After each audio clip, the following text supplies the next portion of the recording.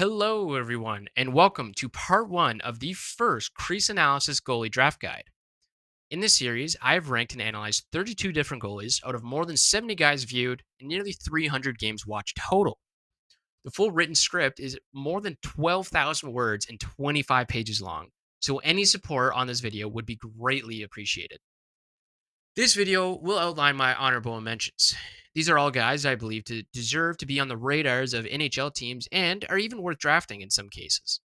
They generally have some sort of talent, but either due to being unproven, older, or just having major holes in their skill sets, they fall just outside the guys I have listed in the seventh round or higher. Kicking off this guide is our first and rather pretty unknown goalie in Alexander Levshin. The Ukrainian netminder has really impressed me, showing some very interesting raw potential. He excels as a skater, especially in a butterfly, with extremely fast, strong edges and quick pads. He also has a very nice 6'3" frame with a really good stance and generally has good foot positioning. However, he does kind of struggle with his composure. He can lack patience and he tends to panic or just bite too early. He's also shown some rather interesting decisions and has allowed some weak direct shots with some inactive hands. The major issue here is that he's a D+1 OJHL goalie. The OJHL is a solid junior league, but isn't commonly drafted out of, nor do they produce much NHL talent, especially this late into the career of the player. While I really like the raw upside that Leshin has, it's just really difficult to pick an older, unrefined goalie from a junior A league. Next up, we have the prototypical undersized athletic goalie in Patrick Quinlan. Having come from the US national development team with the same goalie coach and similar builds, there are a lot of visual similarities to Trey Augustine, but obviously, he just isn't on the same level. He's very fluid in his movement, has impressive athleticism, and probably has one of the quickest gloves in the class. But his positioning can be off. His depth is fine, but he can be off angle or just not fully square to the puck. This can be a huge problem in better leagues with slimmer margin error in positioning, where he will just get picked apart. He will need to learn how to adjust his feet and angle himself better. The screen weakness, on the other hand, isn't as concerning as it's not super uncommon seen in junior goalies, but when especially combined with poor positioning, it can be 10 times worse. Given that he didn't play that well in any competition, I doubt he gets drafted, but he is likely on radars. He's making a jump to Sarnia next year with a Notre Dame commitment for the following season. It's a really good development path to have, and it's something that teams might want to spend a draft pick on alone and just see where he's at after 2 years with Notre Dame. Now, here we have someone I'm almost positive will be drafted. Gabriel Drouin was once considered the future of Canadian goaltending at a very young age, having the unique opportunity to crack the QMJHL as a 15 to 16-year-old. After a disastrous run with the U18 national team when he was only 16, Deg really never seemed to get back on track with his development ever since his rookie year in the Q. His first 2 years were on the wagon of a Victoriaville team playing behind elite Q goalie Nathan Darveau, before transitioning into a full-blown starter's role this year on the worst team in the league. This role has made it really difficult to evaluate him effectively, but has also simultaneously been one of his most interesting qualities. When I say that, Diego was getting shelled, I really mean shelled. Victoriaville dumped their entire team at the deadline, and they were bad. He had an unhealthy amount of 50 shot games and was even able to steal several of them. This game stealing ability on a horrible team, and keeping said horrible team competitive in games where they could have just marked the game as a loss before even starting, could say a lot about his mental fortitude, a strong quality for any goalie. Physically, he's athletic, and he has the ideal at 6'4". But the positives kind of trail off from there. He's riddled with bad habits, with everything stemming from his stance. He hinges a lot at his hips rather than bending his knees, and it creates a very inefficient skating, leading him to being out of position. His tracking also just isn't very good, and both contribute to him being very inconsistent. These are very concerning issues, and I would personally steer clear of drafting him because I question how easily it would be to break his bad habits.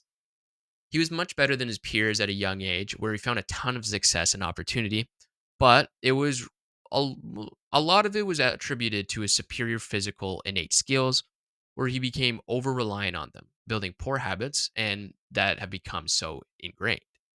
I think coaches will have a hard time unlocking his talents, but teams historically will draft anyone who is highly touted at a young age, even if they didn't develop normally. So, I think he will likely go in the sixth or fifth round. I still won't be upset if he gets drafted because I see there's potential there, but unlocking it will be a definitive challenge. Orsolak is someone whom I liked earlier on when I first started scouting, yet cooled on after his U18 performance. Stylistically, he's actually probably the only one in the class who looks like Joshua Ravensbergen, but he just never really performed at a high level. The Czech U20 league is honestly pretty underrated for its quality, yet Orsolak just wasn't really great in that league. He had erratic and very inconsistent performances, and when it came to the World U18s, he played himself out of the starters crease to a 16-year-old, which is a pretty bad look. He's extremely raw. He's got fantastic size and he frames it perfectly, pairing it with really good athletic ability, especially for his size. And he's also a really good and efficient skater. But, like I mentioned before, he's very inconsistent. He gets rattled really easily, letting the floodgates open after a bad goal, which kind of don't come infrequently because his positioning and hands aren't great.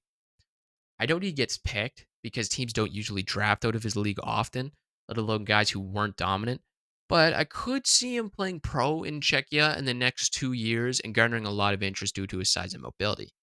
He's an extreme long shot to become an NHLer, but organizational depth is not off the table. Otto Hanakan is someone that, while not ranked or talked about by many, if any at all, has some legit potential.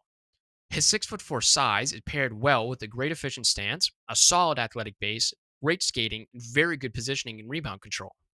Overall, he's very solid all around, and from what I've seen, has little flaws, or at least ones that are exposed on such a level.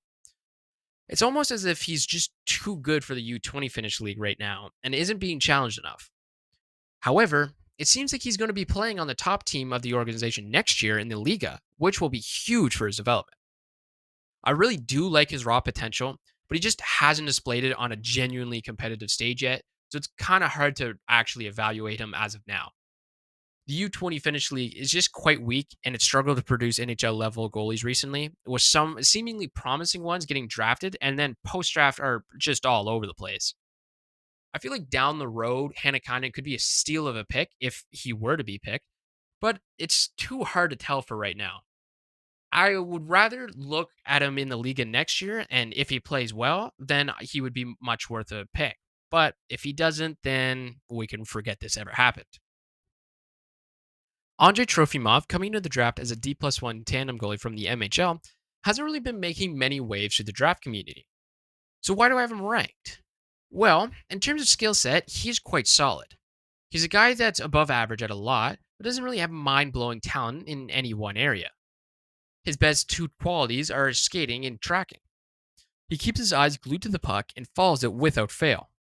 He struggles with play along the perimeter due to weakness in fielding screenshots, but he still does track the puck through traffic just fine and especially is good at following passes. He's also a decently athletic guy with quick reactions and flexibility. Pairing that with a respectable 6'2" size and framing it well, there's a lot to like here and a lot to work with for coaches. The problem is what I've already said earlier. He's a D+1 MHL goalie.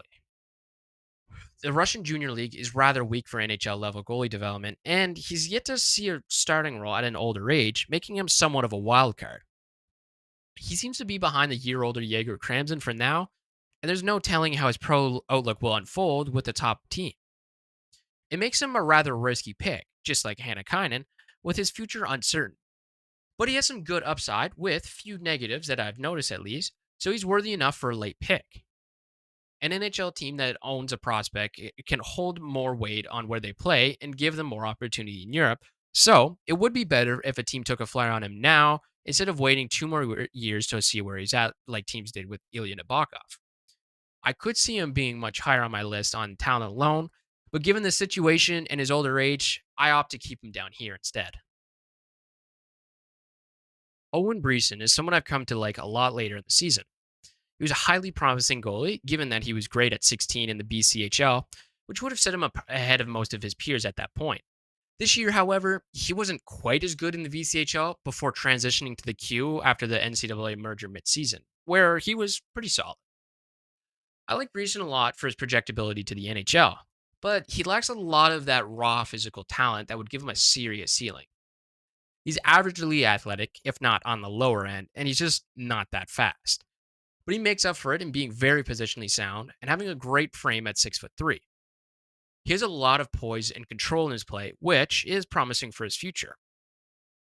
He's also shown a lot of talent in his post play, having smooth and consistent transitions. Showing a comfort level around the post is a great asset to have, as it's been an increasingly targeted area by NHL teams and somewhere that many goalies struggle with. I like Breeson as a likely third string goalie, but I question if he can really become much more. He needs to work on the cognitive areas of his game. His play reading is fine, but he kind of struggles in his decision making where he comes up with an inefficient plan and can just have poor save selection overall. I don't think it's bad enough where he can't improve, but he will definitely need to focus on this area as well as improving his already good skating as much as he possibly can to increase his chances of beating an NHLer. I have him as an honorable mention because, well, he does lack that true potential, which is why I can see him going undrafted.